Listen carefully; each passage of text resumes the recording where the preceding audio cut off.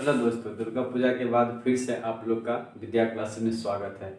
चलिए, इतना दिन से क्लास इसलिए बंद था कि मान लीजिए दुर्गा पूजा था, आप लोग भी मेला करते हो, हम लोग भी मेला करते हैं ना, तो सब मेला कर लिए, अब सीधा चलेंगे पढ़ाई के ऊपर, समझे। तो हम लोग बहुत टॉपिक पढ़ लिए थे और उसमें क्वेश्चन से प्रैक्टिस करना था, जिसमें कि हम लोग आज मिक्स क्वेश्चन का प्रैक्टिस करेंगे। पहले भी किए थे और आज भी करेंगे। चलिए तो ये क्वेश्चन जो है बहुत मतलब जो आने वाला एग्जाम है उन सब के लिए आपका इम्पोर्टेंट है, ठीक है। क्योंकि हम भी एग्जाम देते हैं और भी सारे लोग एग्जाम देते हैं, उसका एनालिसिस करके आप लोगों के बीच क्वेश्चन लाए हैं, ठीक है। चलिए, तो ये आपका ज्योमेट्री प्लस सिंप्लीफिकेशन और प्लस आपका मतलब सभी चीजें मिक्सअप क्वेश्चन देगा। चलिए देखते हैं, ठीक है। पहला क्वेश्चन, ठीक है। अब देखिए, हमको तो क्वेश्चन लिखना पड़ेगा, है कि नहीं। देखिए पहला क्वेश्चन क्या लिखा है। पहला क्वेश्चन लिखा है a minus B equals to लिखा है आपका 3, b minus C equals to लिखा है आपका 5 एंड c माइनस a लिखा है आपका कितना 1। तो बोलता है कि देन फाइंड आउट क्या लिखा है a cube plus b cube plus c cube और माइनस का लिखा है आपका 3ab बटे लिखा है आपका क्या, आपका लिखा है a प्लस बी प्लस सी, ठीक है, समझे। ये क्वेश्चन लिखा हुआ, ये आपका क्वेश्चन लिखा हुआ। देखिए, जब तक इसका फार्मूला नहीं पता होगा तब हम लोग ये क्वेश्चन नहीं बना सकते, है कि नहीं। चलिए देखिए, इसका जो फार्मूला होता है वो फार्मूला होता है आपका, मतलब आपको अगर पूछा जाए ऐसा, a cube plus b cube plus c cube minus 3abc upon a plus b plus c, इसका फॉर्मूला होता है 1/2 ब्रैकेट ए माइनस बी का लिखेंगे हम लोग whole square plus b minus c का लिखेंगे whole square plus c minus a का लिखेंगे होल स्क्वायर और ब्रैकेट क्लोज, ठीक है, समझे।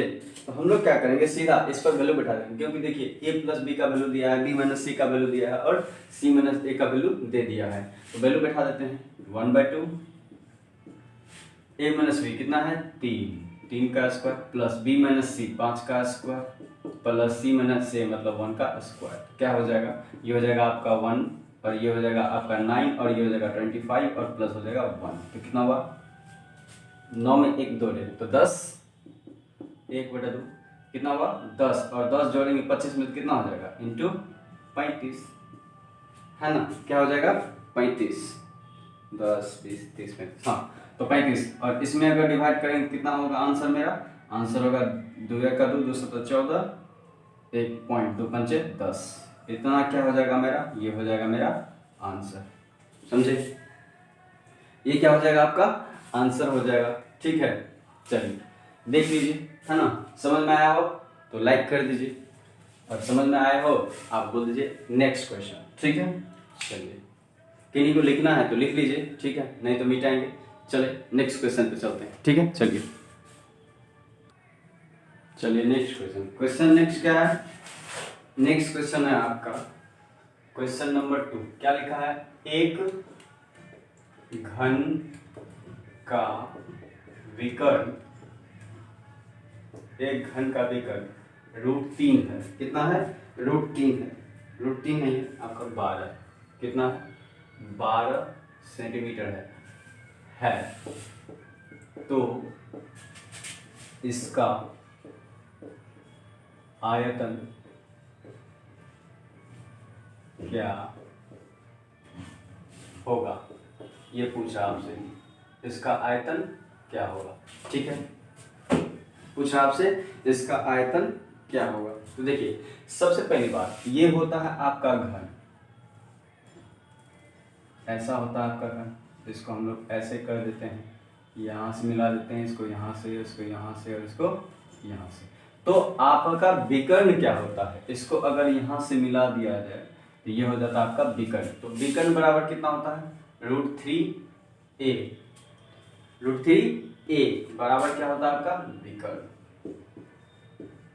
√3 a बराबर विकर्ण होता है कि नहीं। चलिए √3 बराबर a विकर्ण होता है तो √3 तो रखेंगे, a भी रखेंगे और विकर्ण कितना है आपका 12, तो a बराबर कितना निकल जाएगा 12/√3। √3 है ऊपर नीचे √3 से गुना करते हैं तो क्या हो जाएगा 12√3 हो जाएगा और 3 गुना √3 तो क्या हो जाएगा आपका 3 3 चौका 12। तो यहाँ से भुजा क्या निकल जाएगा 4√3 आ जाएगा, है कि नहीं। भुजा कितना आ गया 4√3 आ गया। जब 4√3 आ गया तो हम लोग को क्या बोला है v मतलब वॉल्यूम, मतलब आयतन। आयतन तो आयतन क्या होगा, आयतन का मतलब होता है AQ मतलब साइड का Q।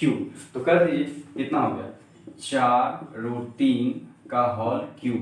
4 का क्यूब कितना होता है 4 चौका 16 चौका 64, कितना होगा 64 इंटू √3 तो कितना हो जाएगा 3 बार गुना करेंगे, एक दिन बाहर चला आ जाएगा और एक दिन रह जाएगा तो कितना हो जाएगा आपका 4 तिया 12, 4 तिया 12 छत्ती 18 1 19 192√3 सेंटीमीटर क्यूब। ये हो गया आपका किसका विकर्ण का आयतन। क्या हो गया विकर्ण का आयतन। समझे, समझ में आया। चलिए समझ में आया तो लाइक कीजिए, ठीक है, नहीं तो आगे बढ़ते हैं, ठीक है। समझ में आया तो कमेंट कीजिए, लाइक कीजिए, ठीक है, ठीक ना। तो चलिए आगे बढ़ते हैं, मिटा देते हैं, ठीक है। चलिए आगे बढ़े, चलिए आगे बढ़ते हैं। क्वेश्चन नंबर 3, क्वेश्चन नंबर 3 है आपका, बोलता है कि 2 अभाज्य संख्या, 2 असभाज्य संख्या, 2 असभाज्य संख्या, 200 अभाज्य संख्या का गुणनफल क्या चीज, गुणनफल आपका 117 है। सॉरी कितना है 117 है। तो उनका लॉ कौन सा लॉ और 100 ज्ञात करें, है ना, क्या करें ज्ञात करें। चलिए समझे क्वेश्चन।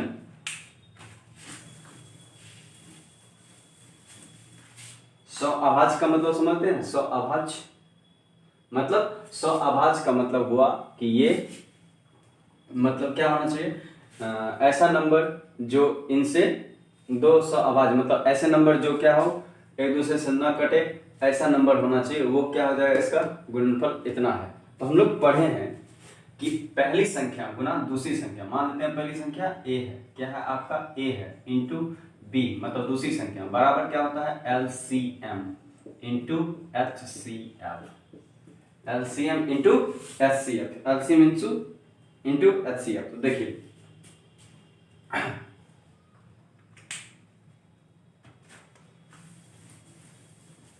तो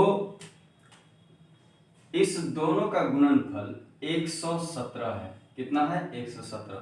तो एलसीएम हमको निकालना है और क्या बोला है ये बोला है कि 100 अभाज्य संख्या, जो 100 अभाज्य संख्या होगा, जिसे मान लेते हैं 17 19, क्या मान लेते हैं 17 19, इसमें तो कोई करने वाला है नहीं, तब नहीं करने वाला है तो क्या बोलेंगे 1 हो जाएगा, है कि नहीं, कितना हो जाएगा 1। चलिए ठीक देखते हैं नेक्स्ट। हाँ तो चलिए इसका आंसर कितना हो जाएगा, ये इसका लिखा हुआ था गुणनफल कितना है 117, एलसीएम निकालना है एचसीएफ मतलब जो संख्या किसी से डिवाइड नहीं होगा उसका एचसीएफ कितना होगा 1। तो यहाँ से हम लोग एलसीएम निकालेंगे क्योंकि एलसीएम ही पूछा था, तो लिखेंगे एलसीएम इक्वल्स टू 1 से डिवाइड करेंगे कितना हो जाएगा 170, कितना हो जाएगा 170, ये का जाएगा आंसर। ठीक है चलिए आज के लिए इतना है, ठीक है, फिर मिलते हैं नेक्स्ट वीडियो। कल फिर आप लोग का क्लास संडे है, ठीक है। चलिए इतना आज के लिए इतना है। और इसमें होमवर्क भी दिए थे, ये क्वेश्चन देख लीजिएगा। इसमें जो क्वेश्चन पूछा हुआ था आपका पारा मेडिकल में और किसमें बिहार पॉलिटेक्निकल में, वो सब हम देख लिए थे क्वेश्चन सब। और ये क्वेश्चन एक लड़का भेजा था, वही क्वेश्चन देख लेंगे, ठीक ना। तो तो आज भी फिर मतलब क्वेश्चन देख लीजिएगा और जो डाउट होगा पूछ लीजिएगा, ठीक ना। चलिए धन्यवाद।